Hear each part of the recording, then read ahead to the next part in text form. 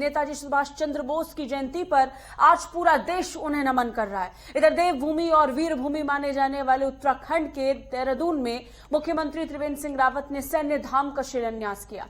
मुल्क की हिफाजत को सरहदों पर राज्य के हजारों नौजवान तैनात हैं, जबकि सैकड़ों वीर मां भारती को आन बान और शान के लिए खुद को फना कर चुके हैं। ऐसे वीरों को शहादत को याद करते हुए उन्हें अमर रखने के लिए देहरादून की धरती पर सूबे का 5वां धाम सैन्य धाम बनाया जा रहा है। देहरादून के पुरकल गांव में सैन्य धाम की स्थापना की जाएगी, जहां वीरों की याद में एक भव्य स्मारक बनेगा।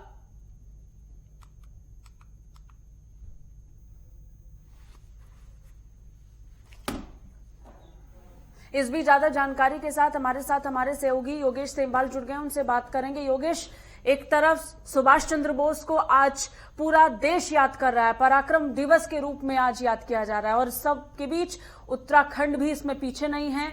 उन सभी पराक्रमी सैन्य लोगों को याद कर रही है जिन्होंने अपना सर्वोच्च बलिदान देश के लिए दिया है। बिल्कुल साची, जब हम उत्तराखंड की बात करते हैं तो उत्तराखंड में हर घर से एक सैनिक निकलता है और इसे सैनिकों की भूमि कहा जाती है, वीरता की भूमि कही जाती है। और जब मुख्यमंत्री त्रिवेंद्र सिंह रावत ने कमान संभाली तो उसके कुछ वक्त बाद ही उन्होंने कहा था कि उत्तराखंड एक 5वां धाम है और वो धाम है सैन्य धाम। इसी के तहत आज उन्होंने एक पूरे सैन्य धाम को रूपरेखा तैयार करवा दी है और अब जो है एक पूरा शिलान्यास किया गया है। एक उनकी स्मारक बनाई जाएगी जहां पर कि सैन्य धाम को लेकर पूरा का पूरा एक स्मारक तैयार किया जाएगा। वहां पर उन वीर सैनिकों के लिए उनकी गाथाएं होंगी जिन्होंने अलग अलग युद्धों में जो है अपना पराक्रम दिखाया है।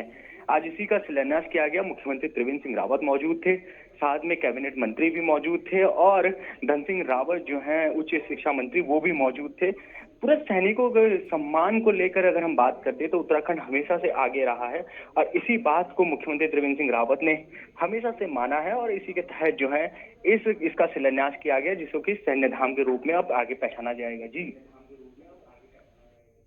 योगेश, पहले ही उत्तराखंड को देखा जाता है कि यहाँ से लोग युवा सैन्य में हिस्सा लेने के लिए, सेना में हिस्सा लेने के लिए लगातार तत्पर रहते हैं और इन सब के बीच उनकी इस कोशिश को अब और मुकम्मल करने की जो कोशिश रहेगी, उत्साहित करेगी, प्रेरित करेगी बाकी युवाओं को भी, अगर ये धाम बन जाता है तो। योगेश,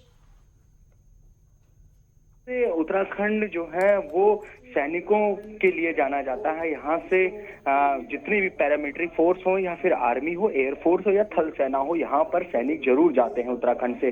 वहीं मुख्यमंत्री त्रिवेंद्र सिंह रावत ने आज एक घोषणा भी की, उन्होंने आग्रह भी किया। उन्होंने कहा कि जो भी ये सैन्य धाम जहाँ बन रहा है यहाँ पर युवाओं को जो है प्रोत्साहित किया जाए, उनको आगे बढ़ाने के लिए यहाँ पर कैंप चलाया जाए। और इसके साथ ही आपको बताना चाहूंगा साथी, एक बहुत बड़ी जो आज घोषणा मुख्यमंत्री त्रिवेंद्र सिंह रावत ने की वो ये की कि उन्होंने कहा है कि इससे पहले जो शहीद होते थे हमारे सैनिक, उनके परिवारों को 10 लाख रुपए प्रदेश सरकार देती थी, उसको बढ़ा दिया गया और अब जो है 15 लाख रुपए की धनराशि उनको दी जाएगी, उनके परिवार को दी जाएगी। जो भी सैनिक जो है शहीद होते हैं, इसको एक मतलब सैनिकों का सम्मान कहा जाएगा, उनके परिवार को सम्मान कहा जाएगा। और मुख्यमंत्री त्रिवेंद्र सिंह रावत हमेशा से इसमें आगे रहे और आज भी जिस तरह से उन्होंने ये फैसला लिया है, ये सराहनीय फैसला है। जी अच्छा, पुरकुल गांव का चुनाव भी बहुत महत्वपूर्ण है योगेश, की यहाँ पर पुरकुल गांव को चुना गया है, उसके बारे में थोड़ी सी जानकारी दीजिए। बिल्कुल, आपको बताना चाहेंगे कि जब उत्तराखंड की हम बात करते हैं, जब हम उस गांव की बात करते हैं तो अपना एक इतिहास जो है जो ये गांव है वो लेकर रहा है।